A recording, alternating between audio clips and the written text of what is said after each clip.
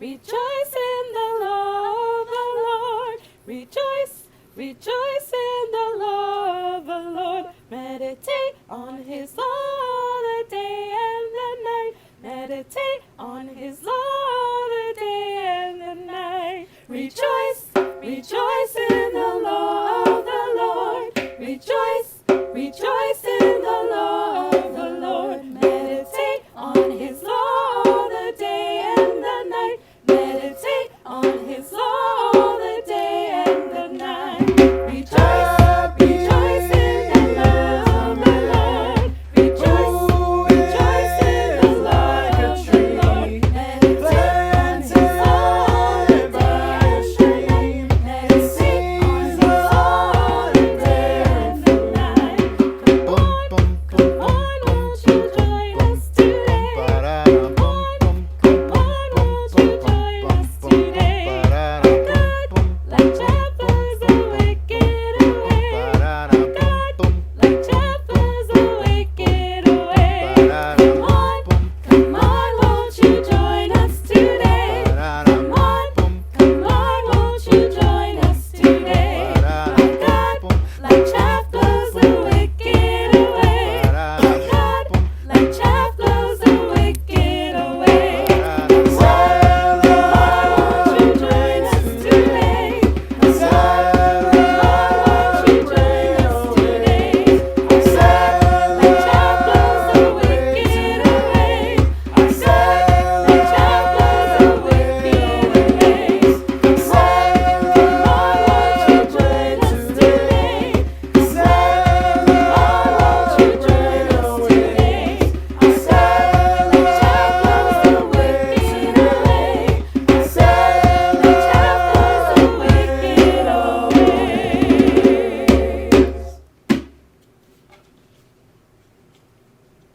Hi. Hello. All right, so good afternoon, everyone. Let's get started with our devotion. Today we're going to be talking about peer pressure. What have you guys ever heard that word before? What is peer pressure? It's when someone your own age is having you do something. It could be good or bad. Mm-hmm. Yeah. Okay, so someone your own age is having you do and something. feel like you're being forced to do something. Okay, so you feel like you're being forced to do something. Robert, you have your own. All right, so today we're going to be talking about peer pressure. Peer pressure is defined as a feeling that someone your own age is pushing you toward making a certain choice, good or bad. So pretty much exactly what you guys said. Peer pressure can be very powerful. We all want to fit in. We all want to be part of a group. And sometimes that means that we do things we don't normally do, pretty much like you said. So we're gonna look in the Bible, and we're gonna look at an example of how someone was able to stand against peer pressure. We're gonna look at a story you might have heard before about three guys named Shadrach, Meshach, and Abednego. The book of Daniel tells us about a king named Nebuchadnezzar, and he was the king of Babylon. And one day, King Nebuchadnezzar and his army, they marched into Jerusalem and they took over. They took all the people captive, and they took some of the most promising young men, to Babylon with them. So 4 of those bright young men were Daniel, Hananiah, Mishael, and Azariah. And once they arrived in Babylon, King Nebuchadnezzar even changed their names to Shadrach, Meshach, and Abednego, and Belshazzar. These were special men who were dedicated to serving God. All right, so Daniel 3 tells us that King Nebuchadnezzar built a golden image that was 90 feet high and 9 feet wide. The thing was massive, so I want you to imagine 15 people standing on top of each other. That's how high this image, this god, this idol was. Okay. So Ron, can you read what King Nebuchadnezzar did next? We're gonna find that in Daniel chapter 3, starting in verse 4 to 7. And Mommy, you could do 8 to 12. So then the herald loudly proclaimed, "Nations and peoples of every language, this is what you are commanded to do.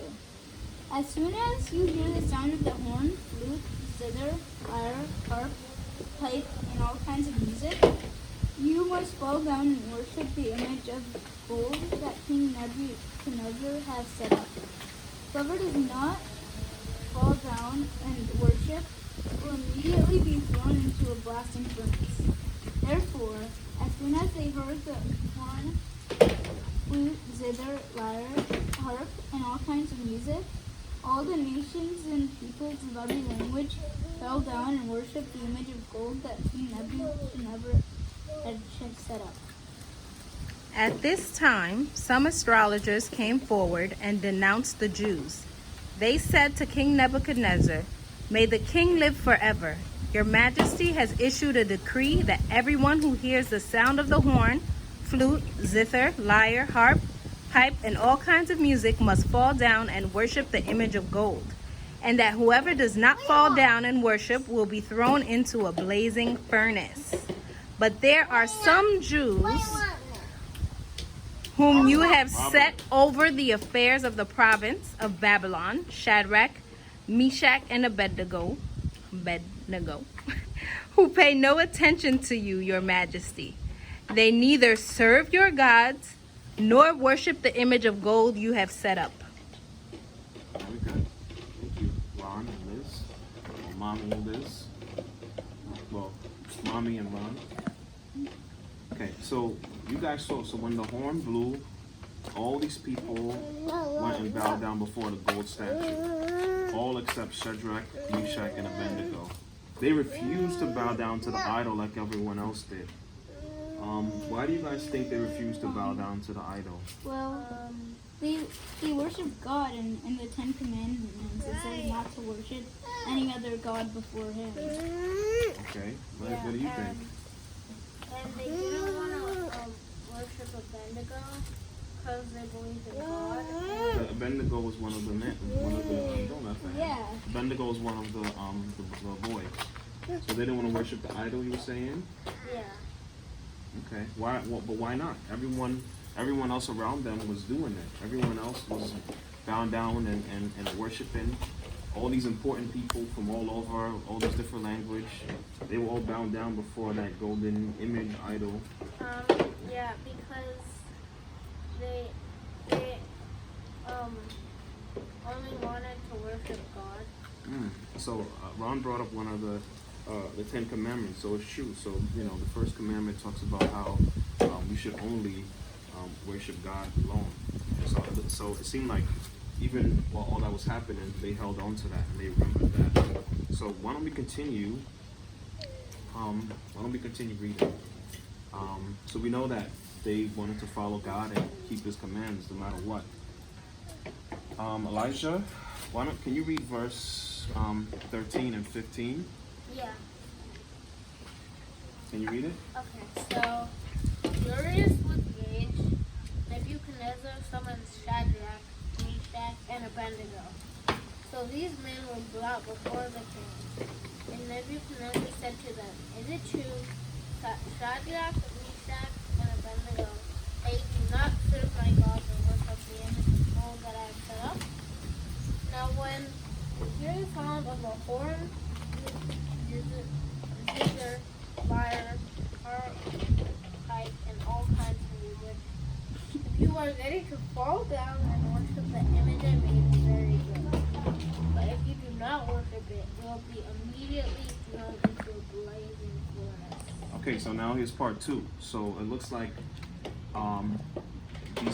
these people, they kind of snitched on them and said, "Hey, these guys are not bound down." And so now the king calls them directly. So I don't know about you guys, but from what I know about King Nebuchadnezzar, he must have liked these guys, because I heard stories that when somebody disobeyed him, pow, like Eric said, like he would kill them. But these guys, they actually get a second chance. And he says, like, when you hear the music, bow down. So I don't know about you, but sometimes when someone who's older than you is telling you to do something, it could be really hard to not listen to them, especially if they actually do something bad. Why don't we read to see what they say? Ron, why don't you read? You know what? I'll read what they said in verse 16. So in verse 16, Shadrach, Meshach, and Abednego replied to him, King Nebuchadnezzar, we do not need to defend ourselves before you in this matter. If we are thrown into the blazing furnace, the God we serve is able to deliver us from it, and he will deliver us from your majesty's hand. But even if he does not, we want you to know, your majesty, that we will not serve your gods or worship the image of gold you have set up. Wow. What do you guys think about what these boys just said to the king? The king Let's probably, let Eli go first this time, then you, Ron. the king probably feels disrespected. Okay, so you think the king is feeling disrespected? What do you think, Ron? I was gonna say the same thing as you always said. Okay. All right. Do you think they were right to say that to the king, or you think they should have just listened? They should have just bowed down. I think they were right to say that. Why? Because if they didn't, they wouldn't be following the Ten Commandments. Okay, so if they did, they wouldn't be following what God had asked them to do, the Ten Commandments. Ron, what's your final thought? So I think that God is gonna save them from the blazing furnace because they follow the Ten Commandments. Okay, but it says even if he doesn't follow us, we're still not going to listen to what you said to do. So we'll continue the story. So when Nebuchadnezzar learned that the boys refused to bow down, he was furious. He demanded that they bow down or be thrown into the fiery furnace. So after they had that second chance, Nebuchadnezzar was so angry that he had the furnace heated 7 times hotter than normal, and he had the boys taken and thrown into the furnace. As a matter of fact, the people who had thrown the boys into the furnace got burned up themselves. The fire was so hot that those men who I told you about, they were immediately killed, but the boys didn't burn. And as the king and his men looked in the furnace, they saw 4 men walk in the fire, not being burned at all. King Nebuchadnezzar called Shadrach, Meshach, and Abednego to come out of the fiery furnace. So, Shadrach, Meshach, and Abednego. What do you think the 4th person was? Daniel. Daniel? So you think Daniel came in there? Well, we did mention Daniel before, so I can see why you would say that. What do you think, Eli? I don't know.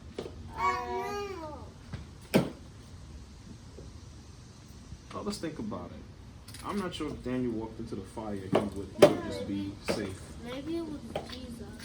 You think maybe it was Jesus? Why? Why you say Jesus? Because he probably saved them. So you think maybe Jesus saved them? Okay, so we do know that there was 4 men walking in fire. So it could have been Jesus. That would make more sense. Maybe it was an angel. But we do know that they weren't burned at all. I want you to think about this. The guys who were thrown into the fire, they were burned to a crisp. And it says here that they had no burns. Their clothes weren't like singed. And they didn't even smell like smoke. So let's take a look at what King Nebuchadnezzar's response was. Verse 28. Ron, can you read that one? So 28. Mm-hmm. So Nebuchadnezzar said, "Praise be to the God of Shadrach, Meshach, and Abednego, who has sent his angel and rescued his servants. They trusted in him and defied the king's command and were willing to give up their lives rather than serve or worship any god except their own God. Therefore I decree that the people of any nation or language who say anything against the God of Shadrach, Meshach, and Abednego be cut into pieces and their houses be turned into piles of rubble. Wow. No other God can save in this way." I accidentally read 28. It's okay, that's fine. Adds to the point. Oh. Wow. So guys, what do you think about King Nebuchadnezzar's response to what he saw? He was amazed, probably. And then he changed his mind about the idol. So you think he was amazed? You say he changed his mind. Like, how did he change his mind? Because he had proof that, like, the God they serve is real. So he had like real concrete proof that the God he served is real. And he was like, if anyone disrespects his God, he's going to destroy their house and all that stuff and chop them up. Yeah. So, Go ahead. What are you gonna say? he really changed his mind a lot about what he was thinking from before. Because before he was mad at them for serving God. And then he was the people's houses who So what does this tell you about? So what lesson do we learn here from Shadrach, Meshach, and Abednego? to trust in God. So we learn to trust in And we should God. always, we should never serve anyone that's not God. Okay. All right. All right. So we learned that we have to trust in God no matter what. All right. Say goodbye, boys. Bye. Bye.